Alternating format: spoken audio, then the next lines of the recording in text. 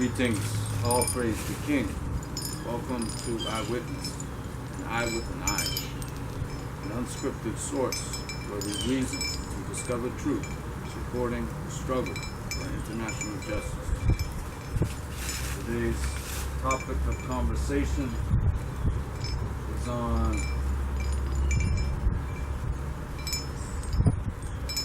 programming empowerment. Now, we're speaking about individual empowerment. You know, we can think about this as a form of confidence. A person has support.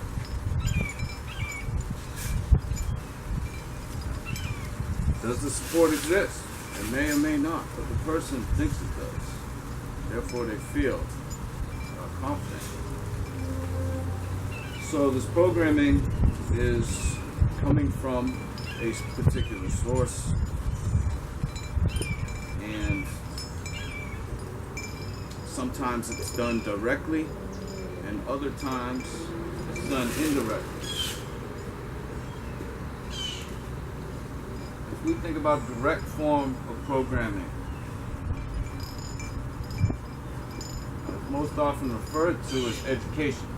It can be also thought about as training.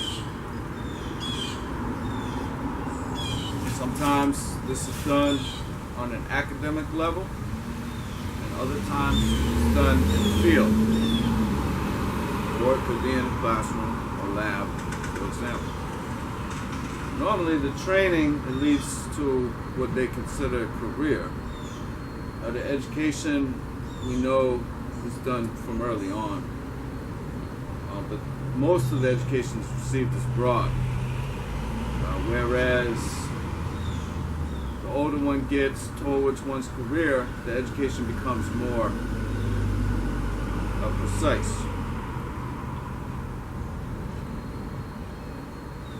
Now, this is a form of learning, but you're learning what someone else is telling you. You know, is this necessarily true? People are programmed to think if they walk into a library and they pick up a number of books on a particular subject and they spend an afternoon reading them, that they'll have learned about that subject.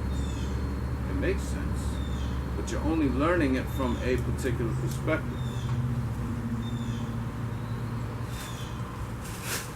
Other forms of programming are done through entertainment. We've got the television, we've got the internet, radio, various publications, magazines, newspaper.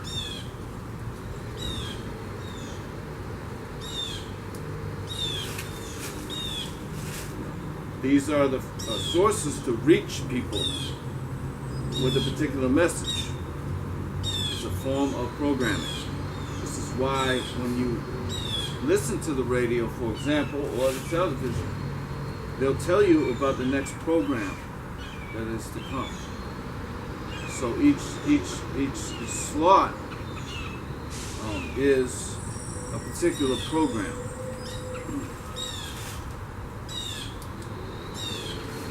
Now,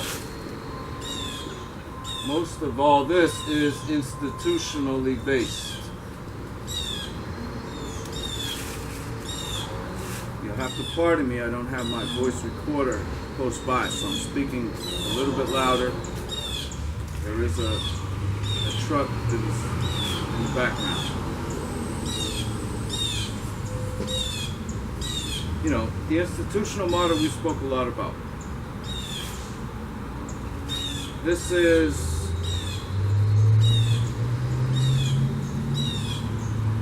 a form of empowerment in that the institution is larger than the individual.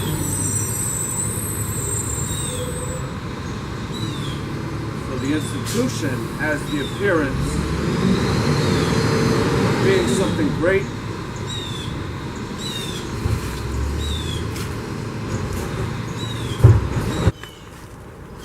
so if people perceive something as being great, then they will feel smaller than it and belittled by its presence, of the sheer magnitude of this structure. Now, the structure doesn't necessarily have to be physical or physically overbearing, should I say. It could be, for example, a display.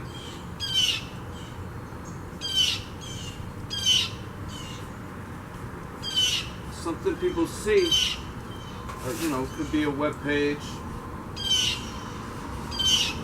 and it has a particular design to it that gives it a look or appearance of authority. When people see this web page, it's very sophisticated. Therefore, whatever's on it must be worth listening to. The message is more receptive to the audience. These are direct forms of programming. It's a visual.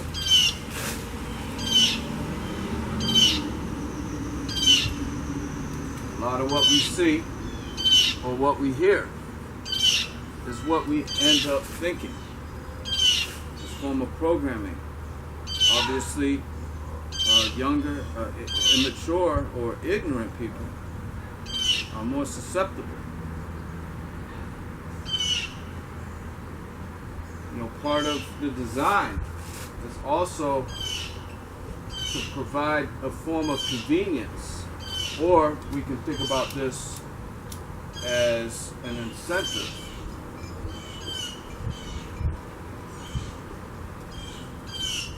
Incentivization, or to disincentivize people.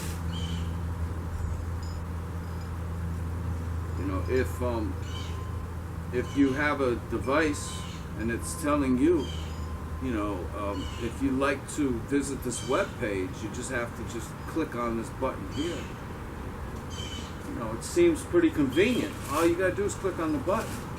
Of course, we know now that a bug or something's put into your computer to track you, and then send you ads to further program you because you consented to it.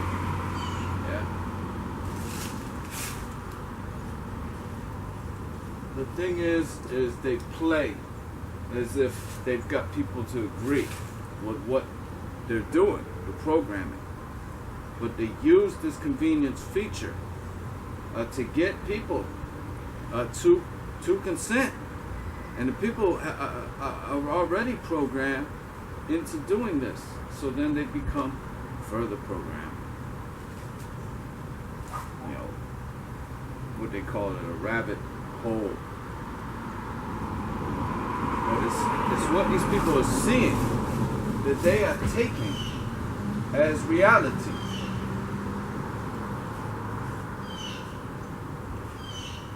They really think, for example, that screen is the window to the world.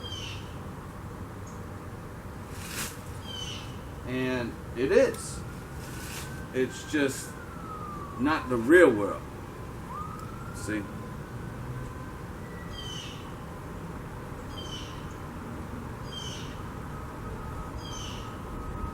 But nevertheless, these displays show models or other individuals behaving in such a way that the world classes would like the majority to follow. We talked about this. Ultimately, the goal is to worship and serve the mad monkey. Well, people need to feel like this is the right thing. This is the way to go. Now Now you have other indirect forms as well. You know, one of the famous programs is the MK Ultra. You know, coming from the British or somebody that decided to change people's minds. This is now associated with the mass shootings. So there's probably conspiracy theories or whatever that says that, hey, these were intelligence operations doing this. And when you're looking at a case like Sandy Hook, you know, it's hard to dismiss that this may be happening.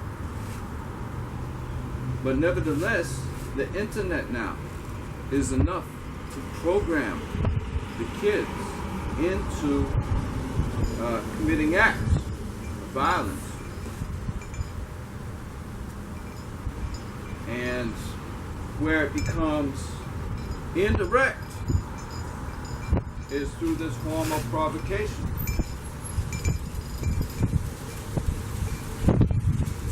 At this point, it's all in people's minds of what they are planning. And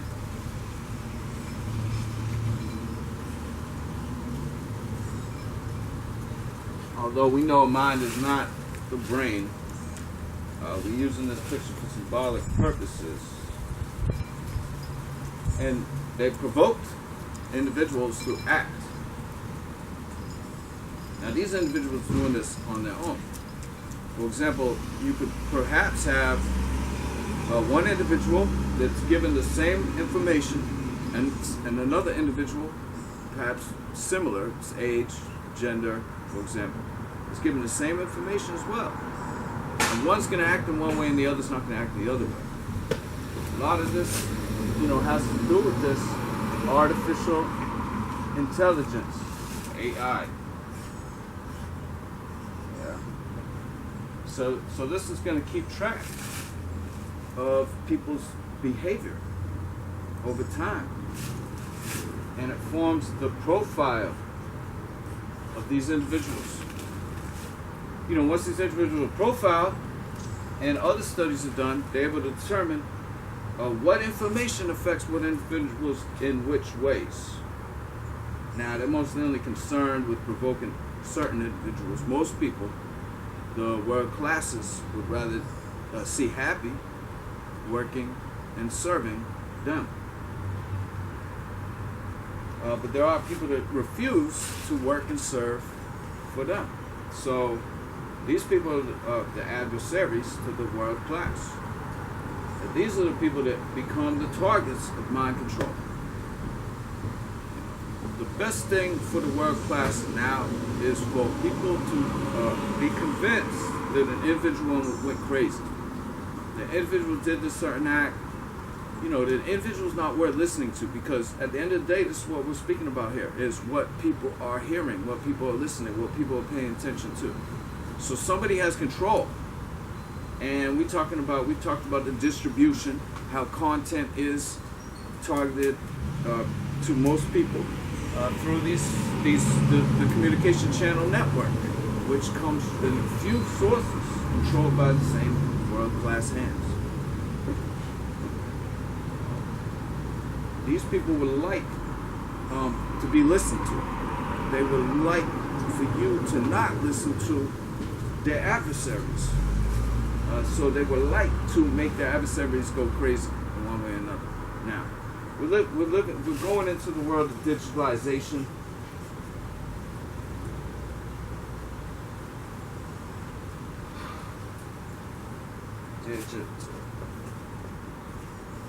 Digitalization, even more so today with this thing going on. So the remote learning, basically the resources are becoming slim, the population has become greater, the demand has outpaced the supply. The materials become just inferior. The standards have been lowered, and so on and so forth. The Babylon can only get away with this for so long. You want an example? Is look at the coins. They're trying to go into this new digital money, yeah, because it costs them too much to print the currency, and the coins are becoming rusty. I mean, in a year, 2 years, and you look at these new coins that are being made, and they're turning to dust. So digitalization is a must for the world class to continue selling their product, which is to worship and serve them. Once they've profiled and they've targeted, they go into this act of provocation. They have the ability to control people because if they know somebody's personality and they know what buttons to press, if they force people into a digital world onto these devices using their design, their structure, then people, it's like they don't have any way out. Yeah. So they are forced to pay attention to Babylon's display. What they're being shown.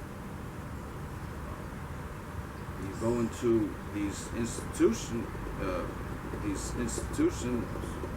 wherever, library, university, you go onto the computer and you see that there's a default program on that device. They're not allowing you to choose where to go, where your source of information is. They're going to force this on you from early on. Now, a big part of this is responsibility.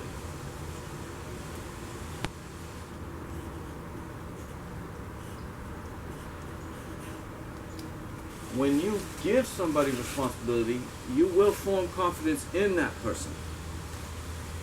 So the Babylonians are profiling the masses of populations. They're determining who their winners are and who their, losers are, who they want to be the losers. And if they pick you out as a winner, then they're going to give you a role to play. And they're going to put you in a uniform, which is another way to boost your confidence. You feel like you're part of something greater than yourself. You have power by the support. Yeah, so when we're allocated responsibility, then we have a purpose. And that's what most everyone searches for in life, is a purpose, a reason for being.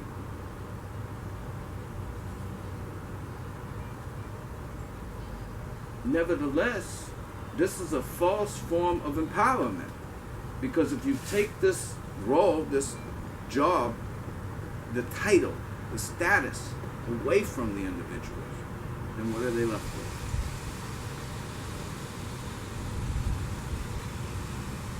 So we give thanks to our God, Jah, Rastafari, for giving I the responsibility to serve Him.